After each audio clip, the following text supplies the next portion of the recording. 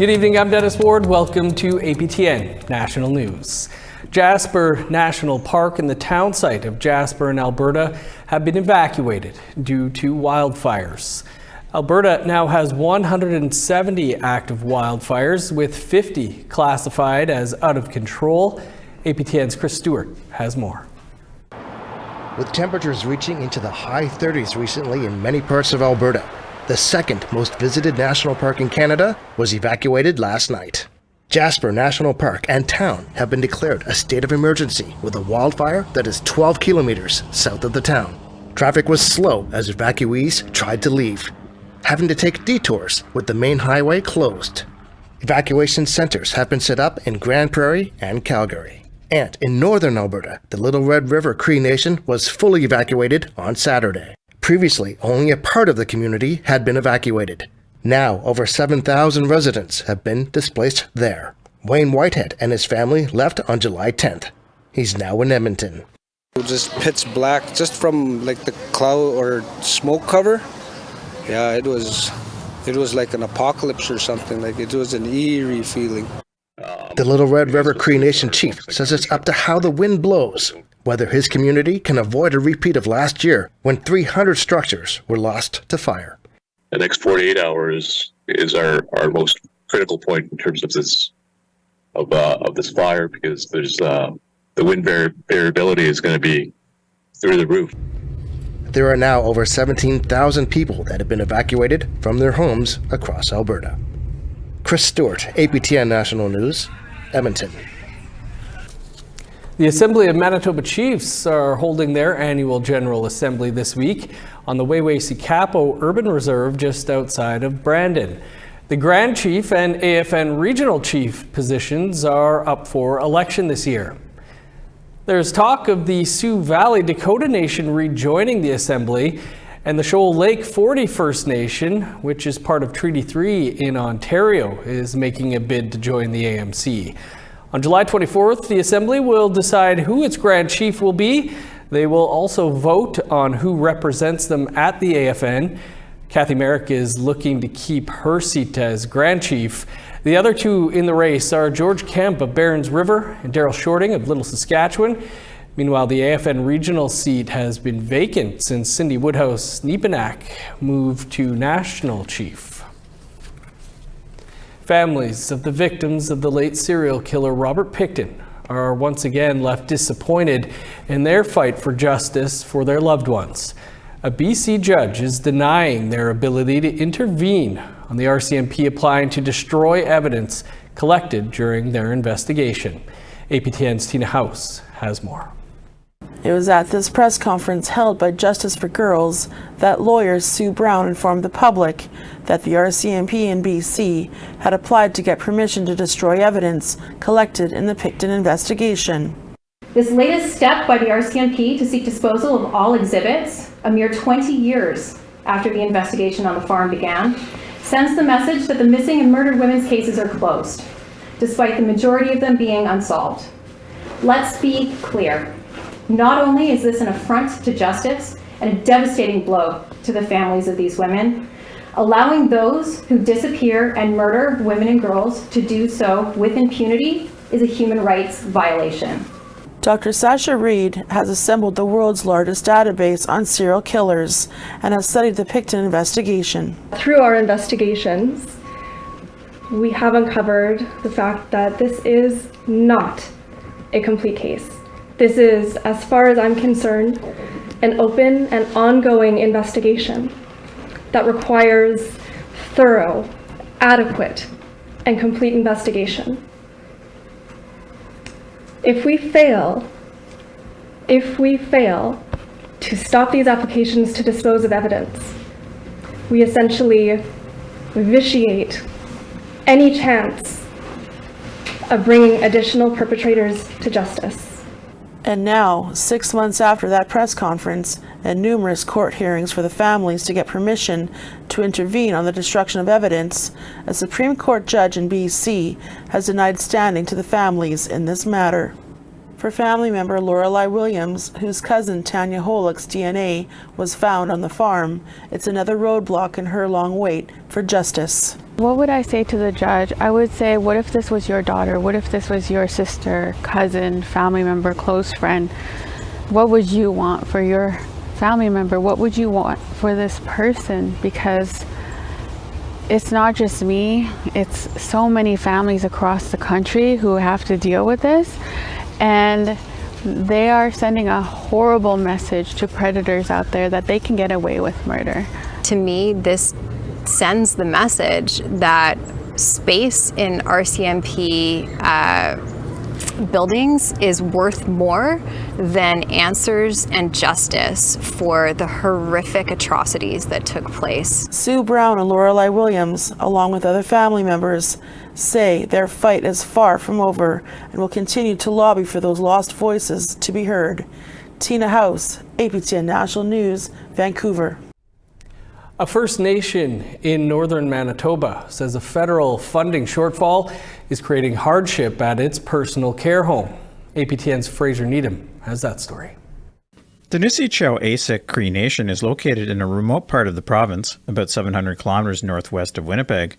Its 24-bed personal care home is largely funded by Indigenous services, but Chief Angela Levasseur says funding shortfalls means the First Nation is having to cover the costs of essential drugs and supplies. And it's creating this deficit of funding because we cannot let our elders suffer, go without much needed supplies, medications, vitamins, medical equipment that they need, etc., due to this shortfall. So it's creating a financial crisis for the personal care home. Levasseur says one of the most frustrating things is that ISC is underfunding incontinence supplies for elders. She says the government only provides funding for 5 incontinence products per day, while clients often use up to 12. I purposely highlighted this in my press release because of how inhumane this is for our elders, how degrading it is, how unacceptable it is, and what utter disrespect this shows for our elders. Jessie Horodecki is the director of the personal care home. She says because of the lack of supply of incontinence products, staff are often forced to drive nearly 100 kilometers to Thompson to purchase more. And when we run out of that 3-month supply, often we're running to the closest community, which is Thompson, and we're buying all the stock off the shelves at the local Walmart, just to hold us over until our next shipment comes in. And that, I mean, when you're buying from Walmart, it's, you know, quite a bit more expensive. APTN News contacted Indigenous Services Canada, but did not receive a reply by airtime. Fraser Needham, APTN National News, Ottawa. A meeting on women and gender equality is being held in a downtown Winnipeg hotel today, but it's happening behind closed doors and with security preventing certain individuals from entering. That story and more still to come.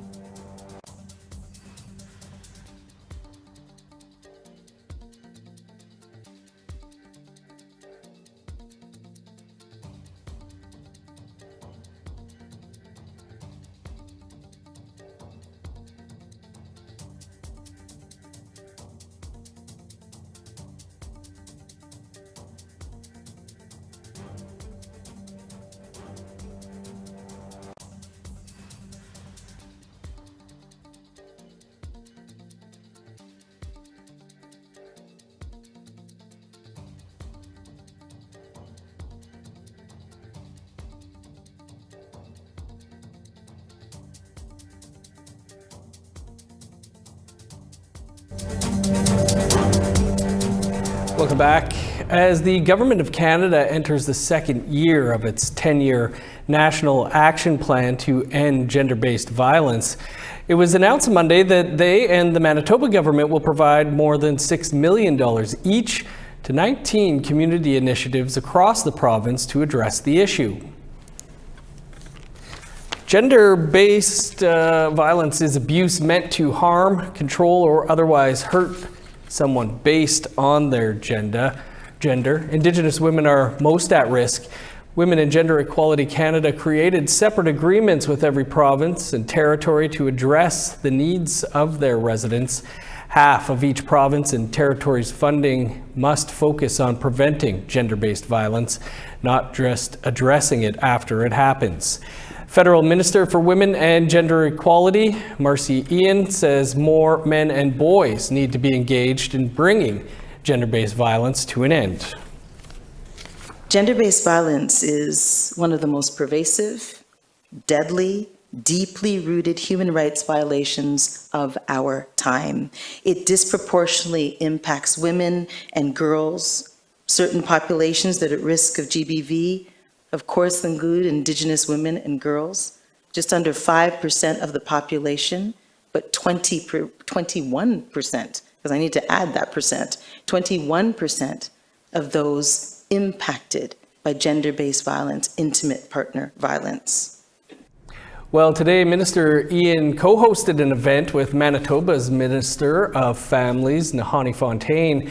The federal, provincial, territorial meeting is with national Indigenous organizations to discuss issues involving Indigenous women, girls, and Two-Spirit peoples. The meeting at the Delta Hotel in downtown Winnipeg is closed to the public, but not just them. The Congress of Aboriginal Peoples, or CAP, was also not let in, something they were told roughly 2 weeks ago. So they are meeting in a separate room.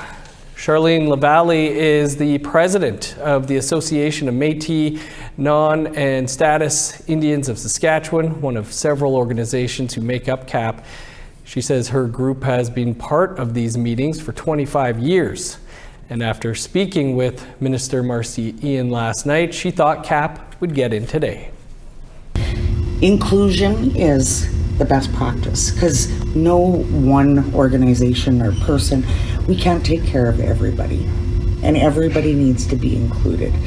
And for any group to be excluded is a disservice to the people that are out there. We're an urban Indigenous organization.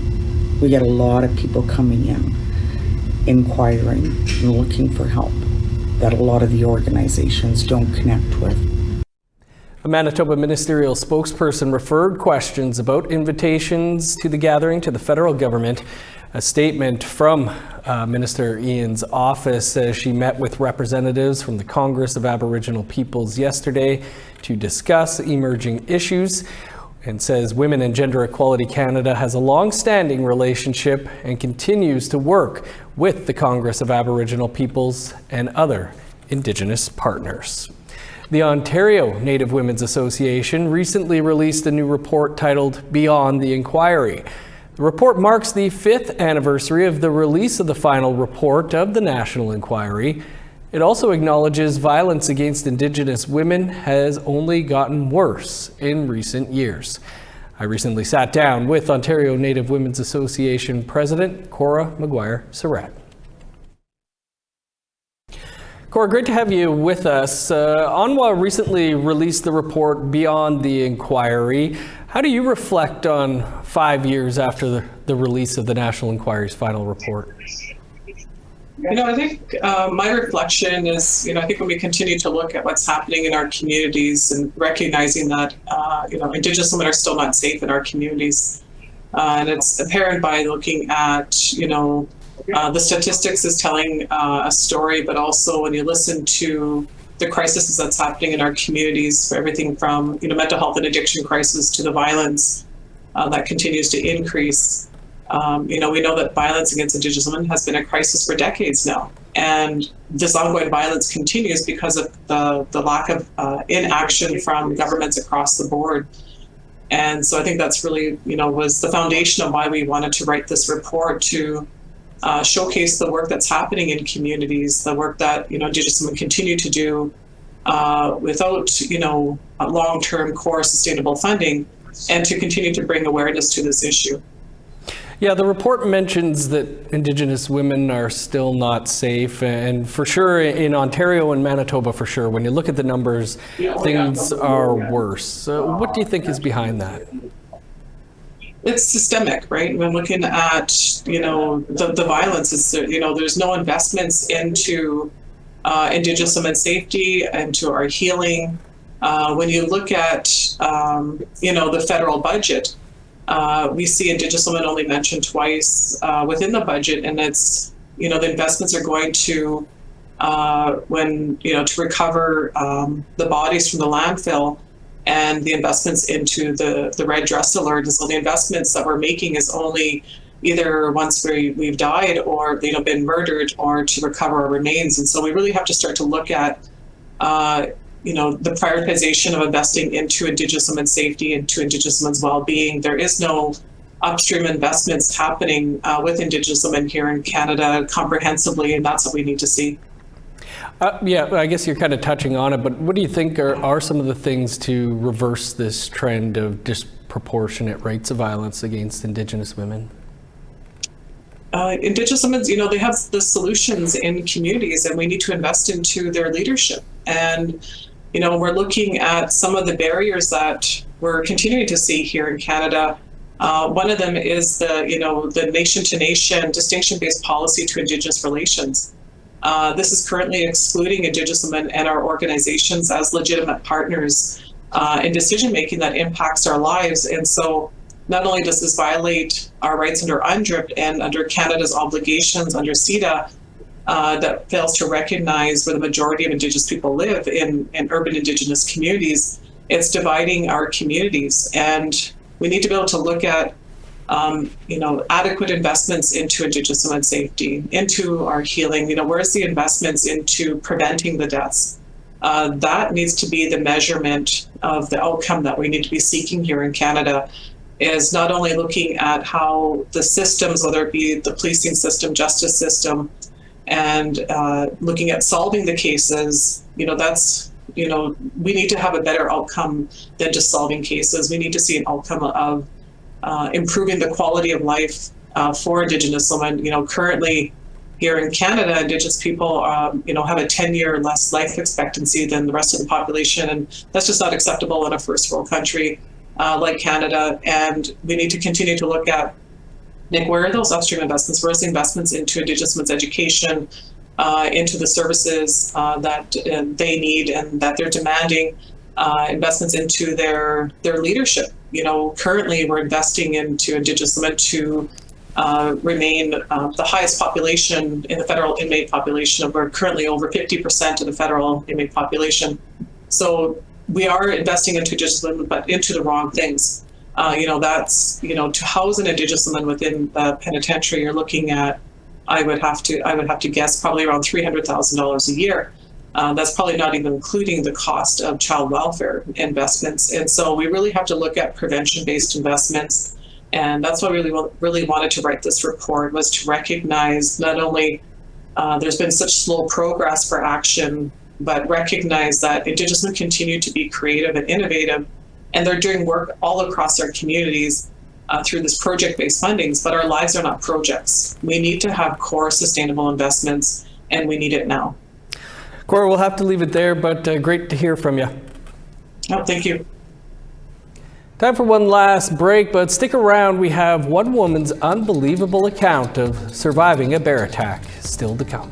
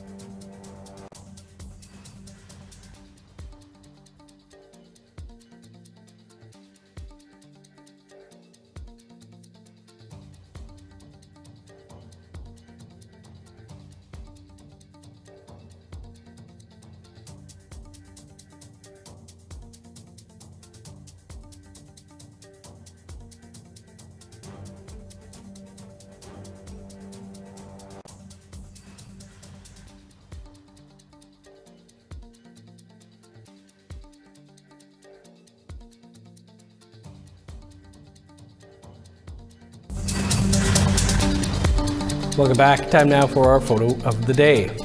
Susan Hare sent in this stunning photo of some community fireworks along the shore of Manitoulin Island. Susan calls this a Anishinaabe Statue of Liberty. Thanks for sharing. Remember, you can send your photos to share@aptn.ca for the chance to be our next photo of the day. Now let's take a look at tomorrow's weather forecast. Starting on the East Coast, showers and 24 in Halifax, rain and 26 for Fredericton.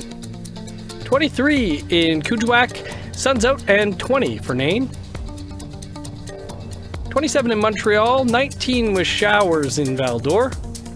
Rain and 23 in Sault Ste. Marie, showers and 21 in North Bay.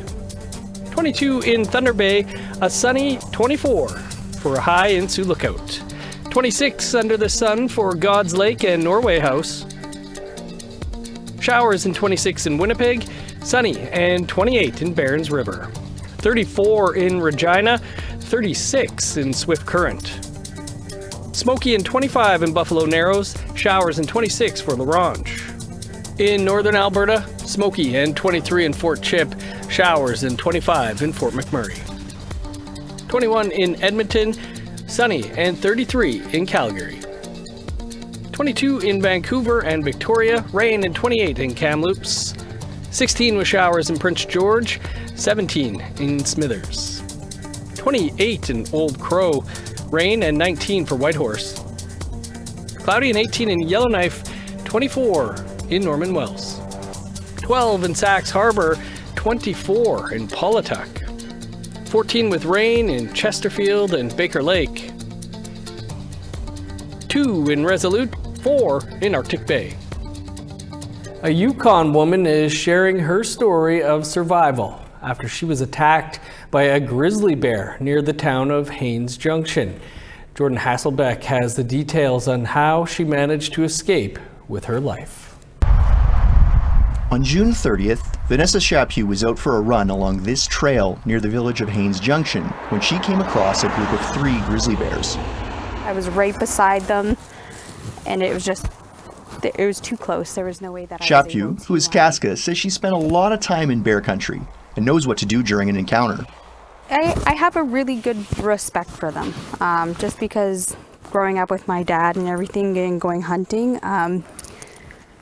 you're in bear country, like things are gonna happen, and we have run into bears in the past, but I've never run into something like this before. She tried to give the bears some space, but her dog Luna got off leash and chased 2 of the bears away. Then the 3rd bear, a male, charged at her. When the bear had taken me down with my head in its mouth, my first thought was just kind of protect your vitals. So I went straight into the fetal position. My saving grace was from Walmart. Chaput was wearing a plastic hair clip, like this one, which broke in the bear's mouth. She believes that stunned the bear and it let her go. Once free, she quickly got behind a tree. So I chose this tree right here, and I was able to get in between, and the bear ran in between the willows. I was watching him, and he turned around and charged back at me and actually stopped right in front of the tree. The bear then turned its attention to Luna, who was barking. If it wasn't for my dog barking, the bear was gonna come finish the job. With the bear distracted, Chaput made her way towards the highway. I looked at my body and I seen like my arm, and I had blood coming down my face. So I actually had, my one eye had gone red from the blood. I knew I was bleeding heavily and that I needed to get to help. So I didn't run. I just kept my eyes towards where the bear had gone. And then I walked up and onto the highway. She called 911 and her husband, who came and picked her up. A nearby campground was evacuated, and over that weekend, Yukon conservation officers euthanized 3 bears that matched the description from the attack. The area where the attack happened has since been mulched, and rain has washed away the blood. Chaput spent a couple weeks in hospital. So I have puncture wounds all up in my arm. I have a broken bone. I have a lot of nerve damage in that area. And then my tricep was torn into places. She says she doesn't feel any animosity towards the bears and hopes that others can learn from her story. Like, I don't blame the bears for what happened. I don't blame my dog or myself. It was wrong place, wrong time, and Like, again, it could have happened to anybody. Jordan Hasselbeck, APTN National News, Haines Junction.